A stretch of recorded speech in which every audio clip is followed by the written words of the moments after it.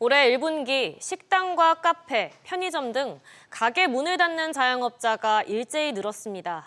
경기 침체 장기화가 주된 원인으로 보이는데요. 취재기자 연결해 자세히 알아보겠습니다. 김한나 기자. 네, 김한나입니다. 지금 자영업자들이 줄줄이 문을 닫고 있는데 특히 코로나 때도 증가했던 카페 수가 올해 처음으로 감소했다고요? 네, 코로나19 여파가 반영된 2020년 1분기에도 카페는 6만 3천여 개로 2019년보다 1만 개가량 늘었는데요. 카페 수는 2021년 7만 개를 돌파하고 매년 증가세를 보였는데 올해 1분기 9만 5천여 개로 1년 전보다 743개 줄어들었습니다. 카페뿐 아니라 요식업 전반이 올해 1분기 위축된 모습을 보였는데요. 치킨, 피자 등 패스트푸드점은 4만 8천여 개로 1년 전보다 180개 줄었고 같은 기간 한식 음식점과 중식 음식점도 각각 484개, 286개 감소했습니다. 호프 주점의 경우 1분기 약 2,000개가 사라졌고 편의점 역시 455개 줄었습니다. 이러한 줄폐업은 자영업 시장이 포화 상태인데다 내수 침체가 장기화된 영향으로 풀이됩니다. 이렇게 폐업하는 곳이 늘어나면서 소상공인에게 지급된 공제금도 사상 최대치를 기록했다고요? 네, 중소기업중앙회에 따르면 올해 1월부터 4월까지 노란우산 폐업 공제금 지급액은 6,072억 원으로 집계됐습니다. 이는 1년 전보다 11.6% 증가한 금액으로 역대 최대 규모인데요. 코로나19 발생 첫 해인 2020년과 비교하면 2배를 뛰어넘는 수준입니다. 소상공인의 대출 규모도 커지고 있는데요. 한국신용데이터의 소상공인 동향 보고서에 따르면 1분기 말 개인 사업자의 대출 잔액은 719조 원으로 1년 전보다 15조 원 증가했습니다.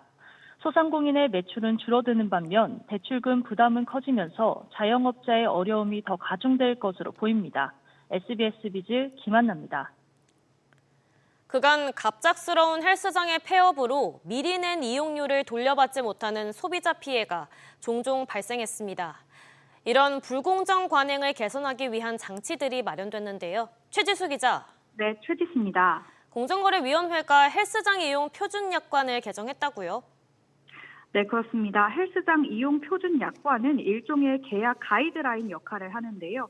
공정위는 헬스장이 한 달 이상 폐업이나 휴업하려는 경우 예정일로부터 14일 전까지 고객에게 이를 안내하도록 표준 약관을 개정했습니다. 소비자들이 이런 위험을 미리 인지하고 대응할 수 있게 하기 위해서입니다. 그간 갑작스러운 헬스장 폐업으로 인해 수개월치 비용을 선납했던 소비자들의 피해가 계속 발생해 왔는데요. 2022년부터 올해 3월까지 접수된 헬스장 피해 구제 신청은 1,100여 건으로 계약 해지와 관련된 피해가 92%로 압도적인 비중을 차지했습니다. 또 소비자 선납 이용료에 대해 헬스장이 보증보험에 가입했다면 그에 대한 내용을 가입 신청서에 꼭 표시하는 방안도 마련됐습니다. 보험의 종류와 보장 내용을 고지해야 하는데요. 헬스장의 경영 악화로 인한 폐업이나 무단 잠적의 경우에도 소비자가 보증기관을 통해 이용료 일부를 돌려받을 수 있습니다. 뿐만 아니라 약관상 모호했던 부분들도 명확해졌죠? 네, 그렇습니다. 먼저 퍼스널 트레이닝, 즉 PT 이용자에 대해서도 헬스장 이용 표준 약관을 적용하기로 했습니다. 이전에는 헬스장의 시설 및 서비스를 이용하는 자에 대해 표준 약관을 적용한다고 규정돼 있어 모호한 측면이 있었는데요. 불명확한 규정으로 인해 발생할 수 있는 사업자와 소비자 간 분쟁 소지를 없애기로 했습니다. 또 소비자의 개인 사정으로 헬스장 이용 시기를 연기할 수 있는 최대 기한을 사전에 설정하게 했습니다. 기존엔 연기 기간에 대한 별도 제한을 두지 않아 사업자와 소비자가 별도의 합의 과정을 거쳐야 하는 불편함이 있었습니다. SBS 비즈 최지수입니다. 내일부터 임차인이 전세를 계약하기 전 임대인의 정보를 미리 알 수 있도록 하는 임대인 정보조회 제도가 확대 시행됩니다. 이에 따라 전세 사기를 방지할 수 있을 거란 기대감이 커지고 있는데요. 취재기자 연결해 자세히 알아보겠습니다. 박연신 기자. 네, 박연신입니다. 임대인 정보조회가 구체적으로 어떤 제도인가요? 임대인 정보조회를 통해 임대인의 다주택자 여부와 전세금 반환 보증사고 이력, 임대인 정보 등을 확인할 수 있는 제도인데요. 그간 임대인의 정보를 보기 위해서는 임차인의 전세 계약을 맺고 입주한 후 임대인의 동의를 얻고 난 뒤 사고 이력 등을 조회할 수 있었습니다. 지난 1일 주택도시기금법 개정안이 국회 본회의를 통과하면서 전세계약 단계에서부터 임대인의 보증 이력 등을 임대인 동의 없이 직접 조회할 수 있게 된 건데요. 전세를 계약하는 임차인은 계약을 체결하기에 앞서 정보를 확인할 수 있습니다. 임대인의 허그 전세금 반환 보증 가입주택 보유 건수와 보증 금지 대상 여부, 최근 3년간 대위 변제 발생 건수 등을 확인할 수 있습니다. 이렇게 계약 전에 임대인의 정보를 미리 확인하면 전세 사기를 피할 수 있는데 도움이 되겠네요. 네, 실제로 지난해 기준 보증 사고율은 임대인들이 보유한 주택수에 따라 큰 차이를 보였는데요. 주택 50채를 넘게 갖고 있는 임대인 10명 중 6명 넘게 전세 보증 사고가 발생한 것으로 드러났기 때문입니다. 이번 임대인 정보조회 신청은 공인중개사 확인서를 가지고 주택도시보증공사, 허그지사를 방문하면 되는데요. 또 다음 달 23일부터는 안심 전세 앱을 통해 비대면 신청을 통해 확인도 가능합니다. SBS 비즈 박연신입니다. 집 한 채만 있는데 노후 준비는 안 돼 있다 보니 주택연금 가입을 고민하시는 분들이 많습니다. 그간 주택금융공사의 주택연금은 공시가격 12억 원 이하인 주택만 가입할 수 있다는 한계가 있었는데요. 그런데 이번에 고가주택도 되는 민간주택연금이 나왔습니다. 뭐가 다른지 취재기자 연결해 자세히 알아보겠습니다. 이한승 기자. 네, 이한승입니다. 12억 원을 초과해도 가입할 수 있는 주택연금이 대체 어떤 상품인가요? 네, 하나더넥스트 내직연금이라는 하나금융의 주택연금 상품인데요. 공시가격 12억 원 초과 주택이어도 가입이 되고요. 해당 주택을 본인 혹은 부부 공동 명의로 2년 이상 소유하고 현재 살고 있다면 신청할 수 있습니다. 보유주택이 2채 이상이어도 가입할 수 있습니다. 저당권 방식과 신탁 방식을 선택할 수 있는 기존 주택연금과 달리 하나금융에는 소유권을 은행에 맡기는 신탁 방식만 있습니다. 이 경우 가입자 본인이 사망해도 배우자에게 주택과 연금에 대한 권리가 자동 승계돼 배우자가 해당 주택에 계속 살면서 같은 연금액을 평생 받을 수 있습니다. 그런데 소유권을 은행에 맡기는 신탁형일 때 알아둬야 할 건 뭐가 있을까요? 네, 배우자가 승계받을 때 상속받는 시점을 기준으로 상속세가 매겨지는데 신탁형은 연금 가입 시점을 기준으로 수령액이 결정됩니다. 집값이 오를 때에는 상속세가 커질 수 있어 주택연금 가입을 꺼리게 하는 요인이 됩니다. 해당 주택이 재건축에 들어가면 이주비 대출이나 조합원 분담금 대출 등을 받을 수 없다는 점도 한계로 꼽힙니다. 또 기존 주택연금처럼 연금을 받는 주택에 계속 살아야 하는데요. 만약 해당 주택으로 연금을 받으면서 다른 사람에게 세를 주게 되면 연금을 받을 수 없게 됩니다. 다만 질병치료나 심신요양 등을 위해 요양시설에 입원해 있을 때에는 거주 요건으로 인정돼 연금을 받을 수 있습니다. SBS 비즈 이한승입니다. 한편 서울시가 일하는 청년의 씨앗 자금과 미래 설계를 지원하는 희망2배 청년 통장의 참여자 10,000명을 모집합니다. 이번 모집부터 실질적인 도움이 필요한 청년에게 혜택이 돌아가도록 개선이 됐다고 하는데요. 어떤 내용인지 알아보겠습니다. 최나리 기자. 네, 최나리입니다. 꾸준히 저축만 한다면 이제 저축한 돈의 2배를 돌려받을 수 있다고요? 네, 매달 15만 원씩 2년 또는 3년 동안 꾸준히 저축하면 서울시가 예산과 민간 재원으로 저축액의 100%를 추가로 줍니다. 가령 월 15만 원씩 3년 동안 꾸준히 저축하면 만기 때 본인 저축액 540만 원에 서울시 지원액 540만 원이 더해져 1,080만 원과 별도의 의자를 받을 수 있습니다. 서울에 거주하며 일하는 18세부터 34세까지 청년 가운데 10,000명을 모집하는데요. 소득이 월 255만 원 이하면서 부양 의무자 소득이 연 1억 원 미만, 재산이 9억 원 미만이면 지원이 가능합니다. 제대 군인의 경우 36세까지 신청할 수 있습니다. 그런데 이번엔 달라진 점이 있다면 신청 방법이 변경된다고요? 네, 지금까지는 개별 자치구마다 신청을 받았는데 이번에는 시가 일괄적으로 신청을 받기로 했습니다. 경쟁률이 달라 도움이 필요한 청년인데도 탈락하는 사례를 막기 위해서입니다. 신청은 서울시 자산형성지원서 홈페이지를 통해 하면 됩니다. 지원 기간은 다음 달 9일부터 20일까지입니다. 같은 기간 시는 저소득 가구의 교육 자금을 지원하는 꿈나래 통장 참여자도 모집합니다. 3년 또는 5년 동안 일정 금액을 저축하면 저축액의 50%를 적립해줍니다. 일정 소득 조건을 충족하고 서울에 거주하며 14세 이하 자녀를 둔 부모라면 신청할 수 있습니다. SBS 비즈 최나리입니다.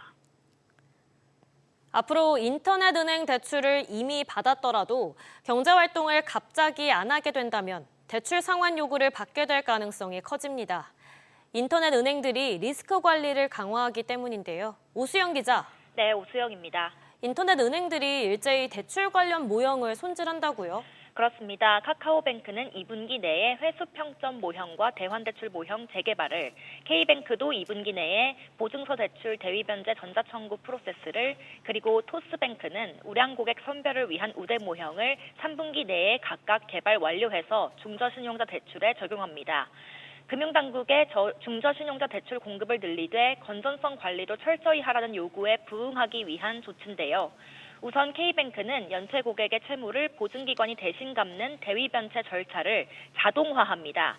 차주 입장에서는 연체 처리나 추심 절차가 더 빨라지는 걸로 느껴질 수 있습니다. 카카오뱅크와 토스뱅크도 대출 심사 모델을 고도화하는데요. 기존 대출을 받았던 고객이라도 경제활동이 불안정해질 경우 대출 회수 요구를 받을 가능성이 높아집니다. 인뱅들은 단순히 기존 대출 연체 이력이 있다고 해서 갈아타기가 막히는 건 아니며 성실한 경제활동을 하고 있다면 보험료와 통신요금의 지속납부 이력 등 대안평가 데이터도 반영해 신용점수가 낮아도 대출 공급이 가능하다고 설명했습니다. 이렇게 변경되면 특히 어떤 분들이 영향을 받게 될까요? 네, 은행권은 고도화된 대출 모형을 통해 고용이나 수입이 불안정한 고객을 보다 정밀하게 가려낼 수 있다고 보고 있습니다. 예를 들어 갓 취업한 사회초년생이나 이직이 잦은 직장인, 최근 매출이 일시적으로 늘어난 자영업자 등이 영향을 받을 수 있습니다. 실제로 K뱅크의 2분기 첫 달인 4월 공시된 3월의 신용대출 문턱이 높아졌는데요. 5대 은행 신용대출 고객 평균 신용점수가 957점인데 비해 K뱅크는 961점으로 카카오뱅크보다 100점 가까이 높았습니다. K뱅크는 1분기 중저신용자 대출 신규 취급 목표에도 미달한 바 있습니다. SBS 비즈 오수영입니다. 올해 1분기 국내 증시 상장사들의 분기 배당이 또다시 사상 최대를 기록한 것으로 나타났습니다. 밸류업 정책의 효과가 속속 나타나고 있는 것으로 보이는데요. 이정민 기자. 네, 이정민입니다. 일단 배당금 총액이 얼마로 집계됐나요? 네, 한국거래소에 따르면 올해 1분기 코스피 코스닥 시장 배당금 총액은 5조 1,692억 원으로 집계됐습니다. 26개 회사가 배당을 실시하는데요. 지난해 1분기 21개 회사가 4조 7,021억 원을 배당한 이후 기업 수는 19%, 배당금 총액은 10% 늘어 사상 최대 규모입니다. 지난 2011년부터 2021년까지 한 자릿수에 머물던 1분기 배당 기업 수는 2022년 15개사, 2023년 19개사에 이어 계속 늘어나는 추세입니다. 특히 국내 정치 불안과 도널드 트럼프 미국 대통령의 관세 정책으로 경제 불확실성이 큰 가운데 배당이 확대됐다는 점이 눈에 띕니다. 또 이번에 새로 분기 배당을 도입한 회사들도 있다고요? 네, 1분기 분기 배당 상장사는 포스코홀딩스, KB금융, SK텔레콤, 신한지주, 삼성전자 등인데요. HD 현대마린솔루션, BNK금융지주, 잭시믹스 등은 사상 처음으로 분기 배당을 도입했습니다. 지난해 시작된 밸류업 프로그램에 따라 배당 확대에 대한 투자자 주목도가 높아지면서 동력이 됐다는 평가가 나옵니다. 정부의 밸류업 프로그램 시행 이후 기업가치 재고 계획을 제출한 기업은 모두 152곳입니다.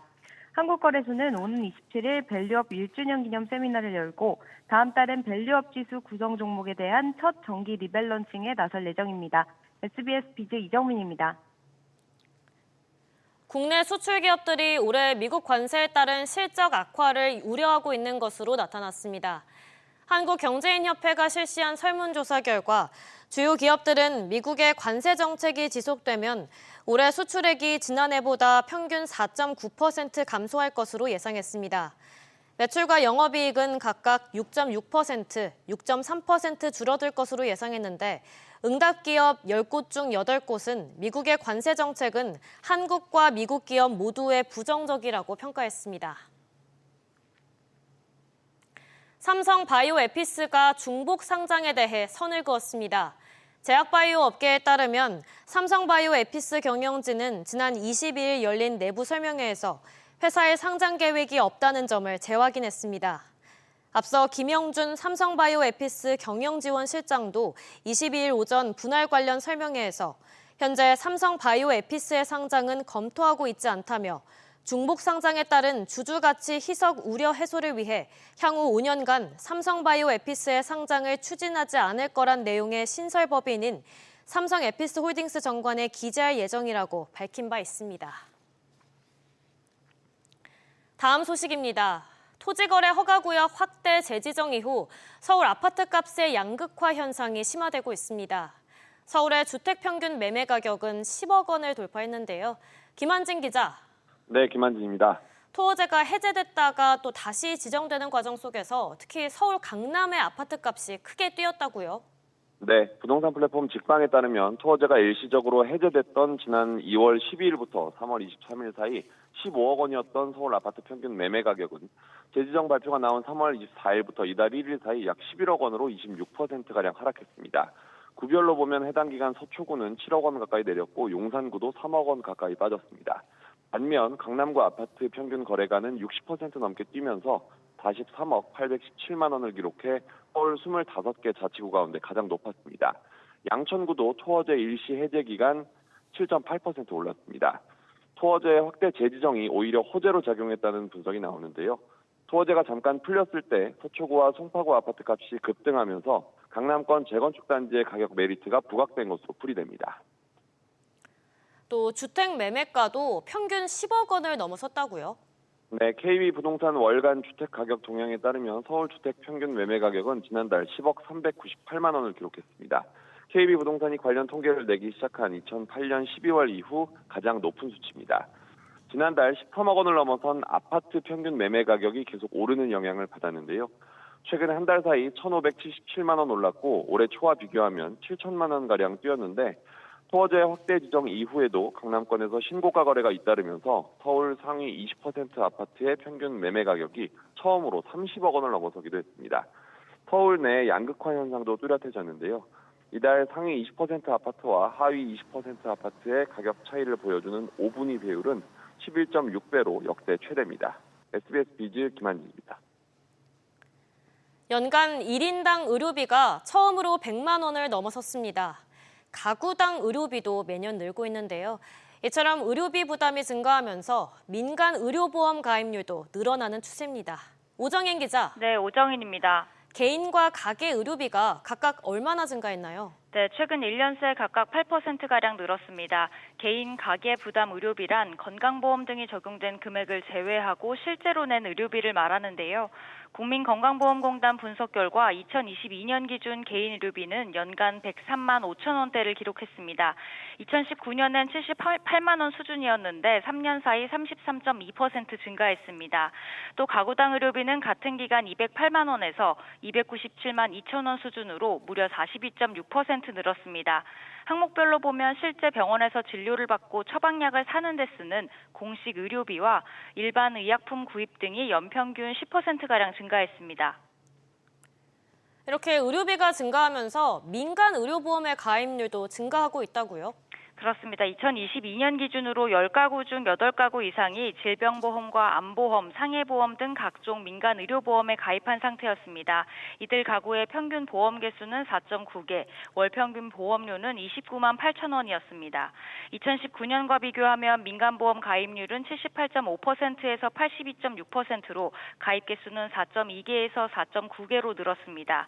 민간보험 가입 이유로는 불의의 질병이나 사고로 인한 경제적 부담을 줄이기 위해서라는 응답이 88.3%로 가장 높았고 국민건강보험 서비스 보장이 부족하다고 판단해서라는 의견이 37.6%로 뒤를 이었습니다. SBS 비즈 오정인입니다. 서울시가 초고령 사회 진입을 앞두고 시니어 주택과 일자리를 공급합니다. 서울시는 오늘 이런 내용을 담은 초고령 사회 대응 종합계획을 밝혔습니다. 우선 청소와 건강관리 등을 제공하는 민간형 시니어 주택 7,000호를 포함해 오는 2040년까지 시니어 주택 2만 3,000호를 지을 예정입니다. 서울시는 또 공공과 민간을 포함해서 시니어 일자리 33만 개를 확보하고 폐원하는 어린이집 등을 실버케어 센터로 전환하는 작업도 추진합니다. 대선 관련해서도 짚어보겠습니다. 대선이 이제 8일 앞으로 다가왔는데요. 이재명 더불어민주당 대선 후보가 오늘 외교안보 정책을 발표하고 출마 선언 이후 처음으로 대학생 간담회를 가졌습니다. 김문수 국민의힘 대선 후보는 지역균형 발전 공약을 발표하며 지시를 호소했는데요. 정동진 기자. 네, 정동진입니다. 일단 민주당 소식부터 전해주시죠. 네, 이재명 민주당 대선 후보는 오늘 오전 외교안보 분야 공약을 발표했습니다. 이 후보는 한미일 협력과 한중 관계의 안정적 관리를 동시에 언급하며 실용외교를 다시 한번 강조했고요. 한편 국민개병제를 유지하되 병역 대상자가 징집병과 기술집약형 전투부사관 중 선택할 수 있도록 하겠다고 공약했습니다. 이 후보는 오늘 오전 아주대에서 대선 출마 선언 이후 처음으로 대학생 간담회를 가졌고요.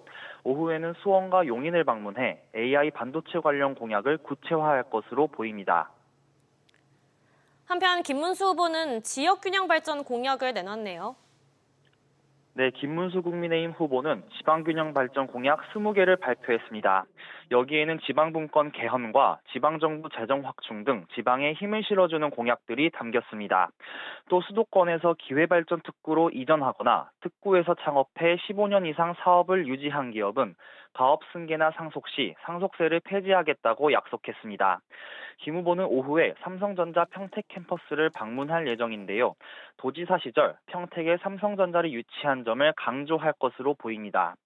이준석 개혁신당 후보는 한국방송기자클럽 토론회에 참석하고 권영국 민주노동당 후보는 비정규직 노동자들과 정책협약을 맺습니다. 두 후보 모두 오후에는 내일 열릴 정치 분야 토론 준비에 매진할 예정입니다. SBS 비즈 정동진입니다.